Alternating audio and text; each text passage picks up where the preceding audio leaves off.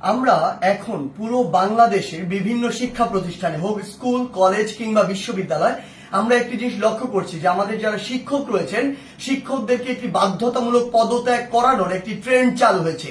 যে জায়গাটি নিয়ে আসলে কথা হচ্ছে এবং কথা হওয়া উচিত এবং এই জায়গাটিতে আসলে অনেক প্রশ্ন রয়েছে। প্রথম কথা হচ্ছে কোন একজন শিক্ষক যদি কোনো একটি রাজনৈতিক দলের হয় বা মতাদর্শকে বিশ্বাস করে এটার কারণেই আমি তাকে পদত্যাগে বাধ্য করতে পারি কিনা। আবার আরেকটি কথা এখানে রয়েছে, সেটি হচ্ছে এই পদত্যাগ করানোর যে অথরাইজেশন এটি আমার আছে কিনা বা আমি এমন অথরিটি কিনা আইনসঙ্গত ভাবে এটি আমি করতে পারি কিনা।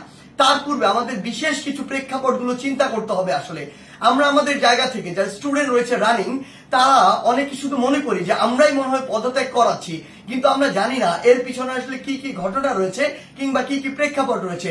যেমন আমি আমার বিশ্ববিদ্যালয়ের উদাহরণ দিয়ে যদি বলি, এই বিশ্ববিদ্যালয়ে একটি দল শিক্ষকদের একটি দল যারা তখনকার ক্ষমতাসীন রাজনৈতিক দলের একটি মদতপুষ্ট তারা ছিল। সেই জায়গা থেকে তারা যখন আমাদের এই যে আন্দোলন এই আন্দোলনের বিপক্ষে দাঁড়িয়েছিল, আবার অল্প কিছু শিক্ষক আছে এই সংখ্যাটি খুবই কম, তারা একদম নিউট্রাল জায়গা থেকে আমাদের আন্দোলনের পক্ষে দাঁড়িয়েছিল।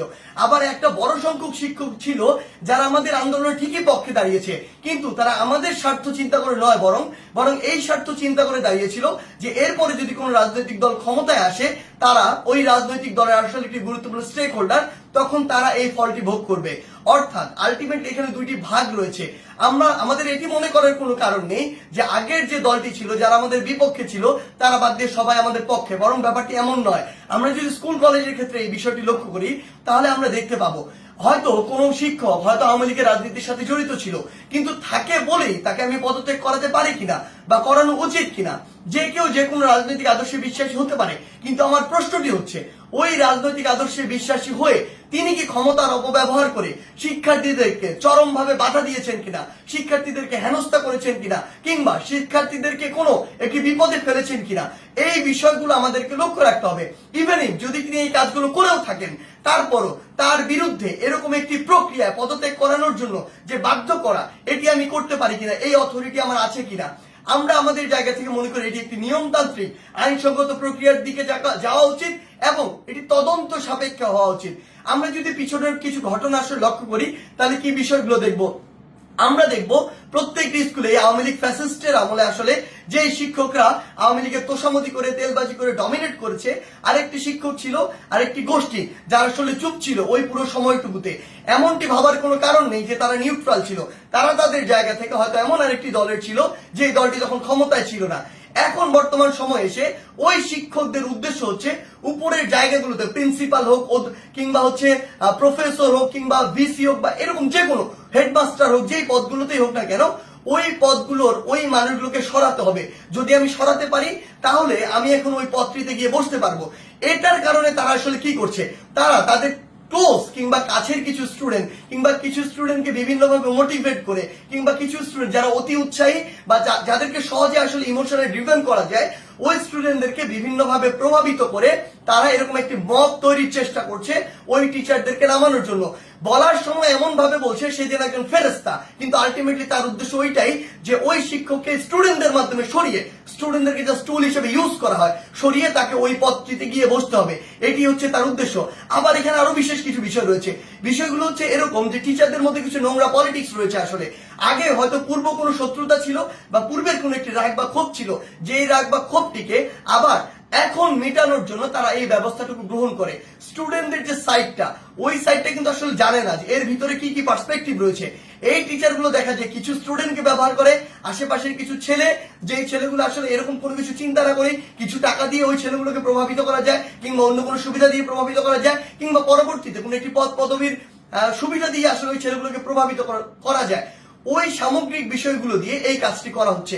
কিন্তু আমাদের জায়গা থেকে সবচেয়ে গুরুত্বপূর্ণ যে কথাটি সেই কথাটি হচ্ছে এই কাজটি একজন টিচারকে এরকম করে বাধ্যতামূলক পদত্যাগ করানোর কাজটি আমাদের নয়, এই কাজটি আমরা করতে পারি না। এই কাজটি কেন করতে পারি না? কারণ হয়তো আপনি একজন শিক্ষককে এটি করালেন কিন্তু এর প্রভাব পুরো বাংলাদেশের শিক্ষক সমাজে পড়েছে। আমার তো স্কুলে ওই প্রাইমারি স্কুলের কিন্ডারগার্টেনের হাই স্কুলের এমন অসংখ্য শিক্ষক রয়েছে যাদেরকে আমি অনেক বেশি শ্রদ্ধা করি, যারা আমার জীবনের শিক্ষাগুরু, যাদের হাত দিয়ে আমি আজকে এই অবস্থায় এসেছি। আমার ওই এমন একজন শিক্ষকের মনেও থেকে এই প্রভাবটি করেছে যে তার একজন কলিগকে আরেকজন শিক্ষককে স্কুল কলেজে যারা বাবার বয়সের সমান, যারা দাদার বয়সের সমান, এমন বয়সের একজন মানুষ যিনি আমার শিক্ষক, তাকে যদি স্কুলের বাচ্চারা গিয়ে এইভাবে একদম মব জাস্টিসের মাধ্যমে যা ইচ্ছা তাই বলছে, যেভাবে ইচ্ছা সেভাবে অপমান করছে, করে একদম বাধ্য করছে ওই পদ থেকে পদত্যাগ করতে, পুরো বাংলাদেশের শিক্ষক সমাজের উপরে এটির একটি মানসিকভাবে বড় প্রভাব পড়ে, যেটি পুরো বাংলাদেশের শিক্ষক এবং ছাত্রদের যে সম্পর্ক, ওই সম্পর্কের জায়গায় গুরুত্বপূর্ণ একটি প্রভাব ফেলে এবং আমাদের যে এই যে সম্পর্কের জায়গাটি, এটি ভবিষ্যতের জন্য খুব খারাপভাবে নষ্ট হয়। আমরা আমাদের শিক্ষার পরিবেশ নিয়ে কথা বলি, সেখানে যদি আমার শিক্ষক এবং শিক্ষার্থীদের যে এই পরিবেশটি ঠিক না থাকে, এই সম্পর্কটি যদি একটি তিক্ততার পর্যায়ে চলে যায়, তাহলে আলটিমেটলি এটি কিভাবে সম্ভব? আলটিমেটলি এই শিক্ষার উন্নয়নটি কিভাবে সম্ভব? সবচেয়ে বড় কথা হচ্ছে ওই শিক্ষক যদি দোষী হয়, তাহলে আমরা আইন নিজের হাতে তুলে নিচ্ছি, আর যদি দোষী না হয় তাহলে আমরা আইনটি ভঙ্গ করছি, যার কোনোটি আসলে আমরা করতে পারি না। যেটি করছি এটি হচ্ছে আইনগতভাবে অন্যায়। আমাদের জায়গা থেকে আসলে স্পষ্ট বার্তা প্রশাসনের প্রতি, অন্তর্বর্তীকালীন সরকারের প্রতি স্পষ্ট বার্তা হচ্ছে এটি, যদি কোন একজন শিক্ষক ওই ফ্যাসিস্ট সরকারের তোষামোদি করে কিংবা তেলবাজি করে বা ভালো সাজার উদ্দেশ্যে শিক্ষকদের উপরে কোনো শিক্ষার্থীদের উপরে কোনো হামলা করে কিংবা শিক্ষার্থীদেরকে অত্যাচার করে, নির্যাতন করে, অন্য কোনো শিক্ষকের বিরুদ্ধে নিপীড়ন করে, তাহলে তার বিরুদ্ধে আইনানুগ ব্যবস্থা নেওয়া হোক, অভিযোগ করা হোক, মামলা করা হোক, একটি আইনগত প্রক্রিয়া যাক। কিন্তু কেউ যদি এভাবে আইন নিজের হাতে তুলে নেয়, কাউকে যদি বাধ্য করে, আমি প্রশাসনকে এবং অন্তর্বর্তীকালীন সরকারকে আমাদের পক্ষ থেকে অনুরোধ জানাই, ওই সকল শিক্ষার্থীদের পিছনের উদ্দেশ্য কি, কে তাদের এই কলকাঠিটি নাড়ছে, কে তাদেরকে প্রভাবিত করছে, কি উদ্দেশ্যে প্রভাবিত করছে, এটি আপনারা তদন্ত করে ব্যবস্থা করুন। প্রয়োজন হলে ওই যে শিক্ষার্থী, যারা অল্প কিছু শিক্ষার্থী এটি করছে, সকলে কিন্তু এটি করছে না। আমরা বিভিন্ন বিশ্ববিদ্যালয়ে দেখেছি শিক্ষার্থীরা নিজে আবার ওই সম্মানিত শিক্ষকদেরকে তাদের শপথে ফিরিয়ে নিয়ে আসছে।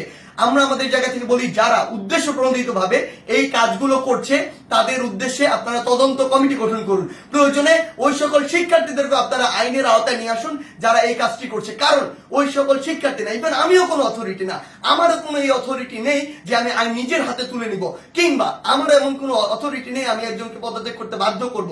সেই জায়গা থেকে আমাদের স্পষ্ট যেটি বার্তা, সেটি হচ্ছে পুরো বাংলাদেশকে আমরা যদি এগিয়ে নিয়ে যেতে চাই, তাহলে এই শিক্ষার একটি সুষ্ঠু পরিবেশ থাকবে এবং এই পরিবেশের সবচেয়ে গুরুত্বপূর্ণ যে দুটি স্টেক হোল্ডার, একটি হচ্ছে আমাদের সম্মানিত শিক্ষক আর একটি হচ্ছে আমাদের যে শিক্ষার্থীরা। এই দুই জায়গায় যে সম্পর্কের বিষয়টি, এটি যতদিন না সুন্দর হচ্ছে, শ্রদ্ধার হচ্ছে, স্নেহের হচ্ছে, ততদিন শিক্ষার পরিবেশ কোনোদিন সুন্দরভাবে ফিরে আসতে পারে না। তাই আমরা আমাদের জায়গা থেকে আমাদের এই শিক্ষকদের এভাবে বাধ্য করে কোন একটি নিয়মতান্ত্রিক প্রক্রিয়া না গিয়ে বাধ্য করে পদত্যাগ করানোর যে প্রক্রিয়াটি, এই প্রক্রিয়াটিকে আমরা কখনো সমর্থন জানাই না। বরং আমাদের সম্মানিত অনেক শিক্ষককে বিভিন্নভাবে প্ররোচিত হয়ে অপমানিত বা অপদস্থ করার যে ট্রেন্ড বা একটি প্রক্রিয়া আমরা দেখতে পাচ্ছি, এটিকে আমরা অবশ্যই ঘৃণা করে প্রত্যাখ্যান করি। ধন্যবাদ।